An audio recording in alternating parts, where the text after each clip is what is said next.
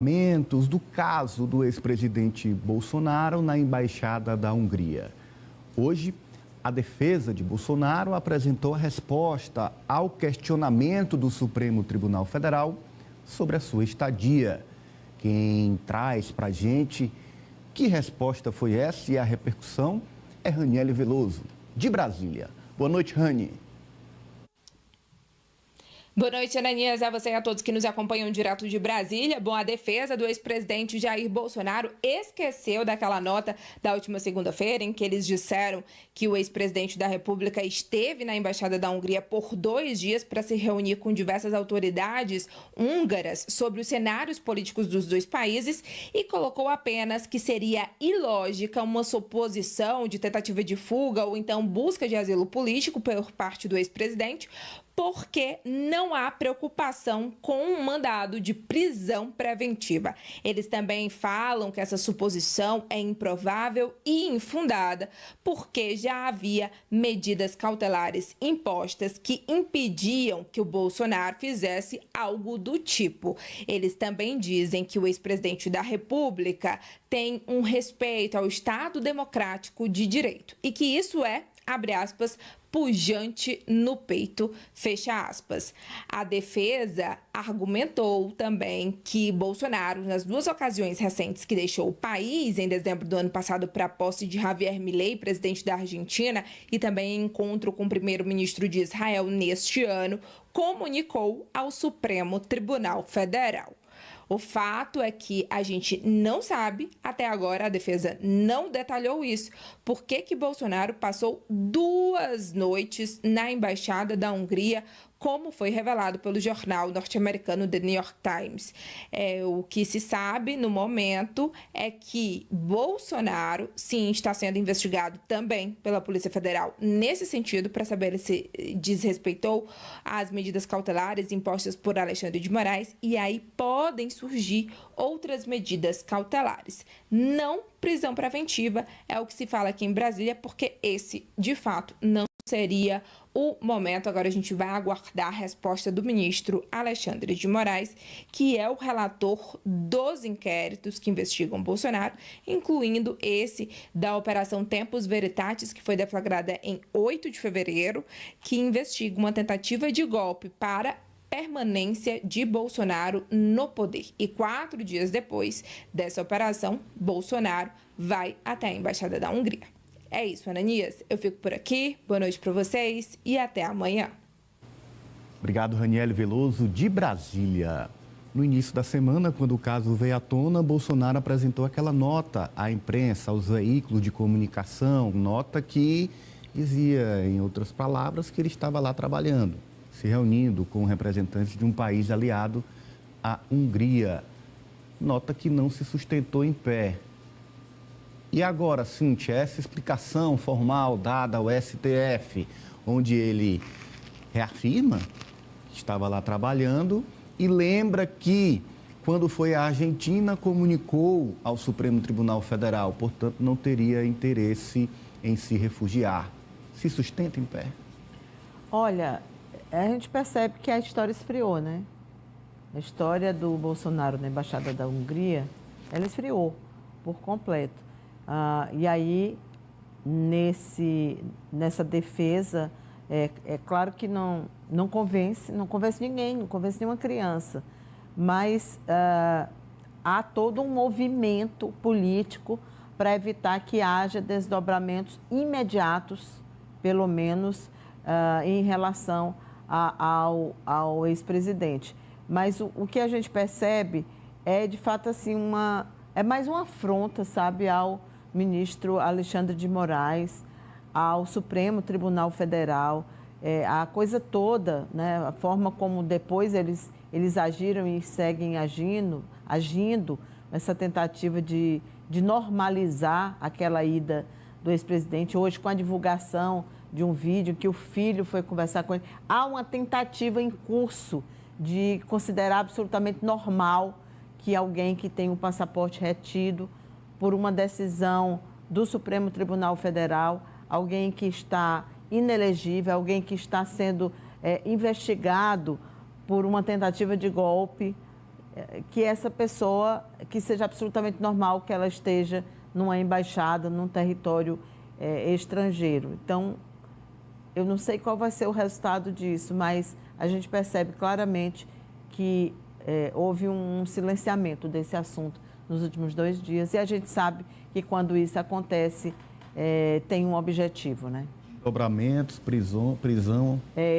Eu sinceramente não vejo mais, não. Acho que houve uma redução da temperatura. Kátia Dange. Mas ele mandou para a PGR, para a PGR analisar. Sim, o Alexandre de Moraes. A resposta de Bolsonaro. Indo para o campo político, Kátia, a gente sabe que o ex-presidente aparece nas imagens numa situação de quem está ali, numa situação de recolhimento, né? Numa situação que os apoiadores de Bolsonaro não são acostumados a vê-lo. Ele está preocupado, ele está com medo de ser preso. O português rasteiro, ele está avexado mesmo.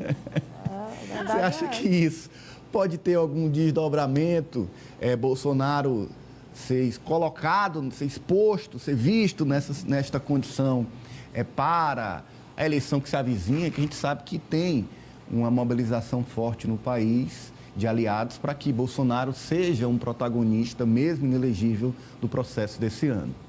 Olha, Ananias, a tua pergunta, a minha resposta, ela vai ao encontro da análise da Cíntia, eu também concordo.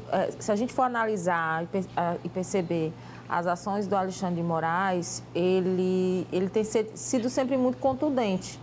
E nesse caso, apesar de todo o contexto, ele não foi, né?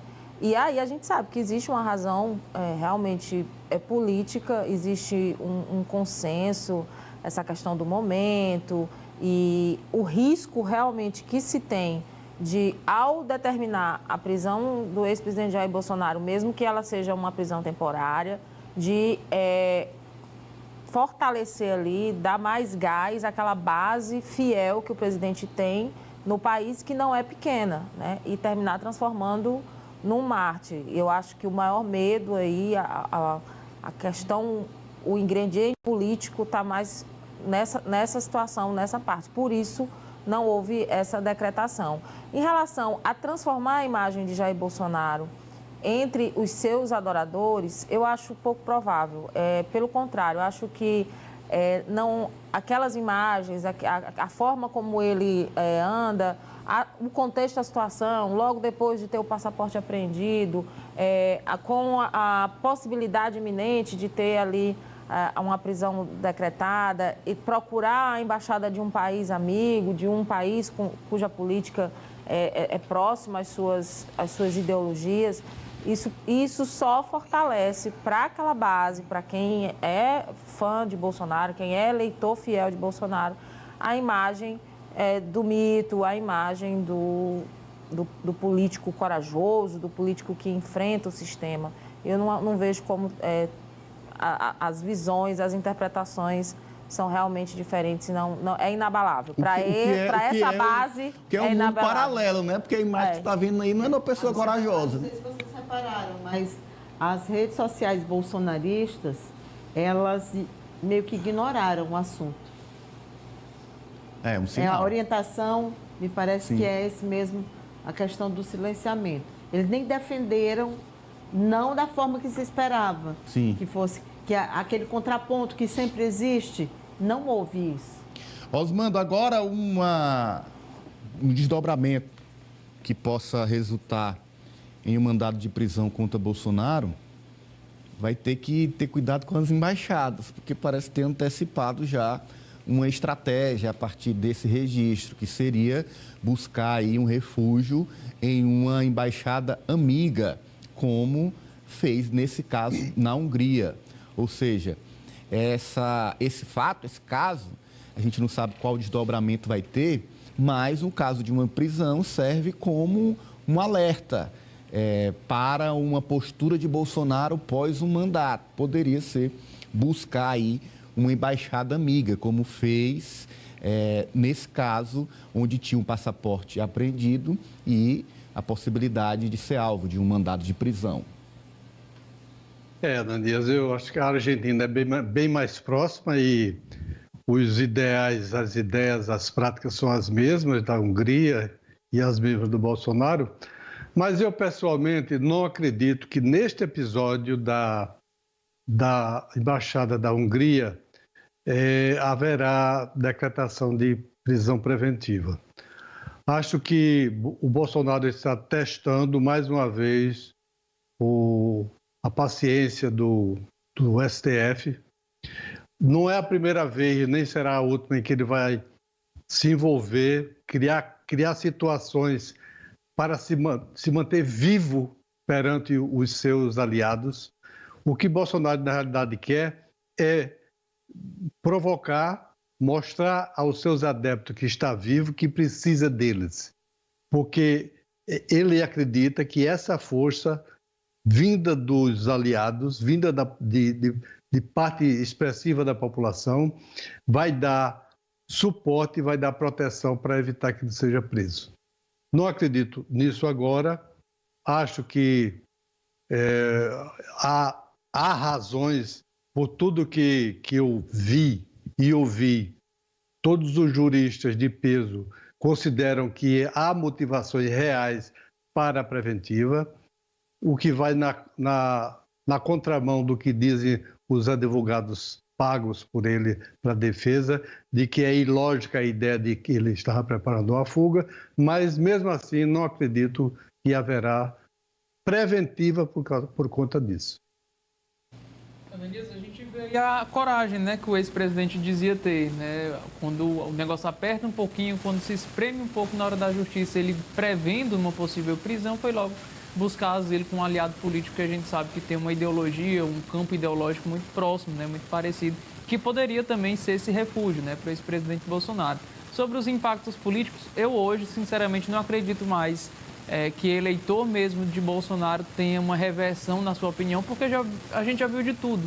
Né? Já viu omissão durante a pandemia, já viu o caso de Jó, já viu... Enfim, são inúmeros os casos que poderiam fazer com que um eleitor deixasse de votar no ex-presidente Bolsonaro, e isso não mudou. Né? Com o passar do tempo, as investigações avançam, chegam a conclusões e nada disso muda. Então, essa opinião política de que os eleitores podem mudar ainda, né? Independentemente do que aconteça, eu não tenho mais essa esperança, Ananias, apesar de torcer muito para que isso ainda aconteça. A gente está ainda no final do primeiro ano, na verdade, entrando no segundo ano de governo Lula, mas essa esperança diminui para mim a cada nova investigação, a cada nova situação em que Bolsonaro e a sua família também são incluídos, Ananias.